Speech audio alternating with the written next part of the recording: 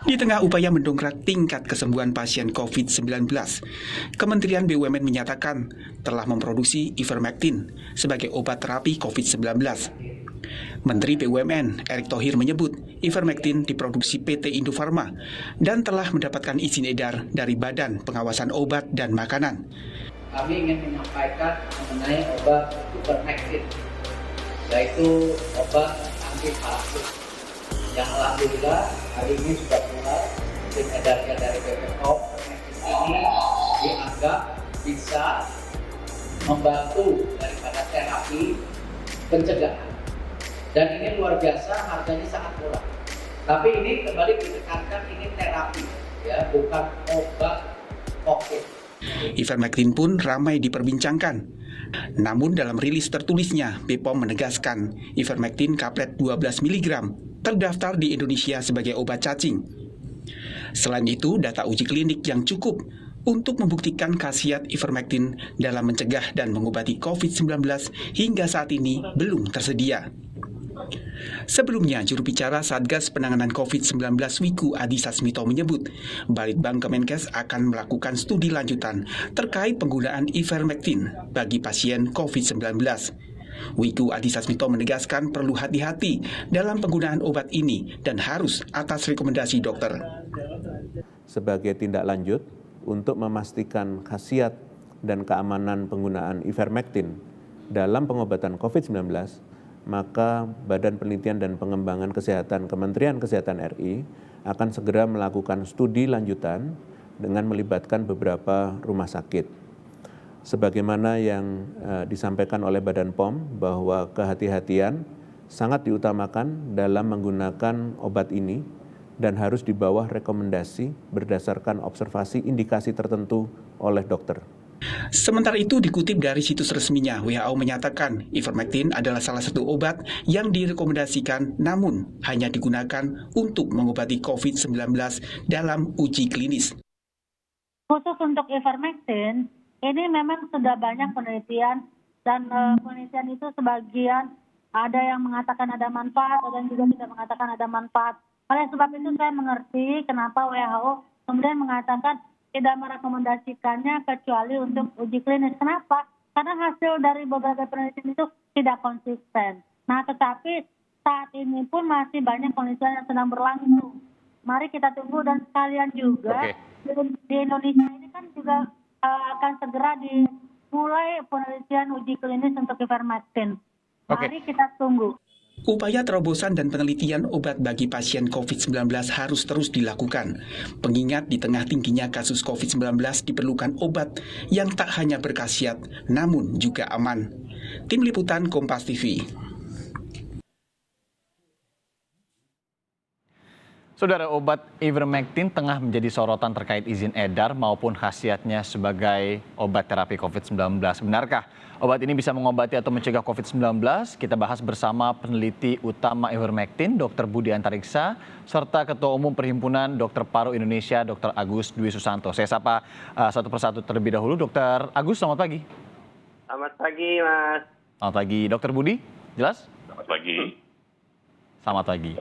Ya, Selamat pagi. saya ke Dr. Agus dulu deh. Dr. Agus, sebenarnya kan kalau untuk obat COVID-19 sendiri ini belum ada ya, begitu ya. Kemudian ada pernyataan bahwa ini untuk obat terapi COVID-19. Obat terapi itu dulu sebenarnya apa sih, Dr. Agus? Terima kasih. Jadi sampai saat ini memang belum ada obat yang fungsinya sebagai antivirus terhadap SARS-CoV-2.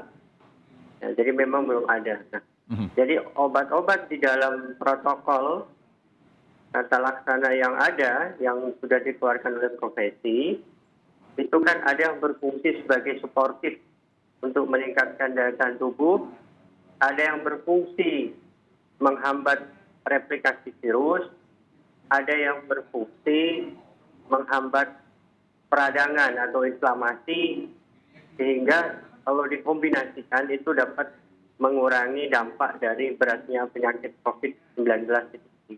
Oke. Jadi secara garis besar seperti itu, Mas. Oke, berarti kita clear dulu ya, ini bukan obat untuk mengobati COVID-19 atau virus SARS-CoV-2 begitu ya, Dok ya? Ya, Oke, nah kalau untuk penjelasannya sendiri dok, kalau ivermectin ini kan memang dibaca-baca biasanya untuk obat antiparasit ya. Itu penjelasannya seperti apa? Bagaimana menghubungkan obat antiparasit digunakan untuk antivirus? Begitu. Ya, dari riset-riset yang sudah ada secara in vitro di laboratorium, ivermectin ini memiliki kemampuan untuk menghambat replikasi virus Oke. SARS-CoV-2. Nanti Dr. Budi mungkin sebagai peneliti bisa lebih menjelaskan secara detail ya. Itu risetnya ada di laboratorium dan FDA sendiri sudah membuat statement bahwa secara in vitro ivermectin memiliki kemampuan menghambat replikasi virus SARS-CoV-2 atau virusnya COVID ini. Nah, atas dasar itulah beberapa riset-riset di luar negeri sudah dilakukan secara uji klinis. Meskipun sampai hari ini itu masih belum cukup bukti, masih belum konsisten sepenuhnya dari riset-riset yang ada tersebut. Ada yang menyatakan hasilnya positif, baik, ada yang menyatakan hasilnya tidak cukup baik, sehingga tidak dapat disimpulkan secara keseluruhan. Seperti itu. Belum bisa disimpulkan karena memang hasil penelitiannya belum ada yang baik, hasil penelitiannya ada yang kurang baik begitu ya. Saya jadi belum konsisten lah. Belum konsisten ya, dan itu belum bisa untuk diberikan ke masyarakat kalau belum konsisten begitu ya. Ya, Dr. Agus. betul. Oke, Dokter Budi, penelitiannya sendiri sejauh ini seperti apa? Untuk apa yang mau dilihat dari ivermectin ini terkait dengan COVID-19 hingga sejauh ini, Dokter Budi? Baik, terima kasih. Ya. Jadi kalau ivermectin tadi sudah disampaikan oleh Dr. Agus bahwa FDA approved drug ivermectin inhibit the replication of SARS-CoV-2 in vitro. Jadi memang ada data dari hasil penelitian sampai in vitro, ya, bahwa ivermectin itu sendiri bisa menghambat replikasi dari virus COVID. Gitu. Beberapa penelitian lain juga menyatakan bahwa ivermectin itu bisa mengurangi terjadinya suatu proses peradangan. Jadi kalau kita tahu bahwa COVID nanti akan masuk ke dalam tubuh dan di situ akan terjadi perang antara tubuh dengan si COVID dan menyebabkan satu proses peradangan. Proses peradangan pun pada ujungnya bisa terjadi suatu namanya cytokine storm atau badai sitokin. Badai sitokin itu ibaratnya kalau kita perang dengan negara lain, masing-masing menggunakan senjata, kalau senjatanya masih yang tidak macam-macam atau tidak hebat-hebat, mungkin kerusakan di daerah perang itu tidak akan terlalu hebat. Akan tetapi kalau senjatanya demikian hebatnya, maka bisa saja terjadi suatu kerusakan yang hebat pada daerah perang tersebut.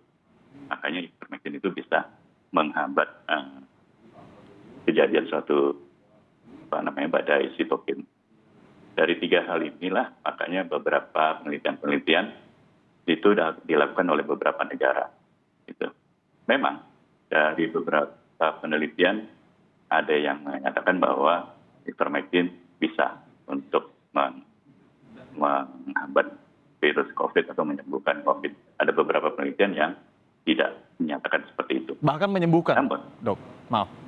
Ya, menyembuhkan. Ada beberapa jurnal. Jurnal ini sifatnya adalah jurnal yang dikumpulkan, gitu ya.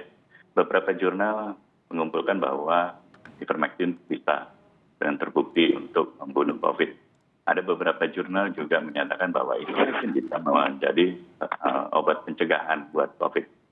Nah, oleh karenanya, maka Departemen Kesehatan dalam hal ini dari Balitbangkes, itu mengajukan satu penelitian. Penelitian ini sifatnya bukan meneliti atau menggantikan obat yang sudah ada dengan ivermectin. Tidak head to head seperti itu.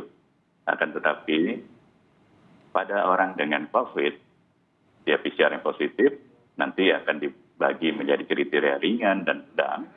Dari kelompok ringan dan sedang itu akan dibagi masing-masing kelompok yang dengan ivermectin dan obat standar dibandingkan dengan yang satu lagi adalah placebo yang mirip dengan ivermectin tanpa keluarnya ditambahkan dengan obat standar. Jadi kita hanya sebagai ajuvan dulu. Setelah itu baru nanti akan ada hasilnya. Kalau hasilnya dari obat tambahan di ivermectin terjadi perbaikan yang lebih baik daripada obat standar, kemungkinan nanti akan menjadi obat yang dipakai oleh di negara kita. Oke, dokter Budi, berarti sejauh ini penelitiannya sudah sampai mana? Sudah diuji coba ke manusia begitu? Karena kan kita tahu bahwa ini obat anti parasit yang memang banyak juga beredar informasinya ini obat untuk bukan untuk manusia, untuk binatang begitu. Salah. Karena obat ini adalah obat untuk parasit dan diberikan pada binatang dan pada manusia. Okay. Obat ini sudah ada sejak tahun 1975. Artinya sudah sejak 30 tahun lebih dia dipakaikan. Apakah itu ke human atau ke animal. Ya, paling animal itu obat-obat ternak ya, supaya seperti sapi, kambing, atau yang, dan mereka akan membunuh parasit. Dipakaikan pula pada orang, itu juga akan membunuh parasit. Cuman akhir-akhir ini setelah ada COVID, dia diuji cobakan pada COVID yang pada saat itu masih dalam laboratorium atau di in vitro. Ya, itulah dasarnya ya. Tapi kalau di Indonesia sendiri yang Dokter Budi teliti begitu, sudah sejauh apa tahapannya? Penelitiannya memang belum berlangsung. Kita baru membuat satu protokol dan juga izin-izinnya. Insya Allah kalau bisa nanti awal bulan Juli itu kita bisa laksanakan penelitian ini. Oke, obat ini awalnya kalau tadi sudah dokter bilang begitu ya, ada beberapa penelitian di luar negeri yang kemudian juga baru-baru ini Menteri BUMN kemudian mengungkapkan bahwa ini bisa menjadi obat terapi COVID-19 dan bukan, ini catatannya, bukan obat COVID-19. Rencana penelitiannya dimulainya kapan, Dok? Secara konkret, Dokter Budi? Mungkin dari bulan Juli, saya nggak tahu apakah di awal atau mungkin di pertengahan. Itu akan butuh sekitar 5 bulan. Karena kita ada 8 rumah sakit yang akan diuji cobakan si ivermectin ini. Dan hasilnya mungkin ya sekitar 3-5 bulan akan bisa didapatkan. Oke, pada awalnya sekali Dok, mungkin bisa flashback dulu sedikit ke belakang. Kenapa sampai ivermectin ini bisa kemudian muncul begitu Dok? Karena berdasarkan pengalaman beberapa negara atau seperti apa? Jadi gini, India sendiri pernah memakai ivermectin. India ya? Kita tahu, ya. Kita tahu bahwa India pada saat pandemi yang kemarin itu terjadi pandemi yang hebat. Ya. Dan di sana adalah variannya adalah varian Delhi atau kita sebut sekarang adalah varian Delta. Ya. Gitu ya. Nah, di Indonesia khususnya di Pulau Jawa ini saya juga sudah melihat bahwa varian Delhi atau varian Delta ini ternyata akan mendominasi. Dan kita lihat sekarang bahwa di Jakarta sangat-sangat hebat dan lebih tinggi kejadiannya dibandingkan yang sebelumnya. Artinya pandeminya itu lebih berat. Gitu. Jadi dengan pemikiran seperti ini kita berusaha, berupaya, berikhtiar gimana caranya supaya COVID ini bisa tertangani.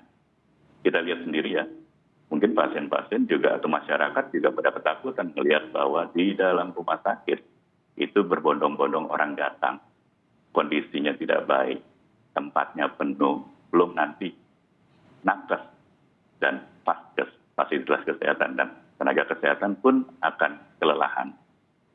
Ya, kondisi itu harus kita lakukan satu usaha lah. Dengan usaha itu moga-moga ada hasilnya. Nah itulah yang menjadi dasar kami untuk melakukan penelitian tentang ivermectin. Oke, itu dia.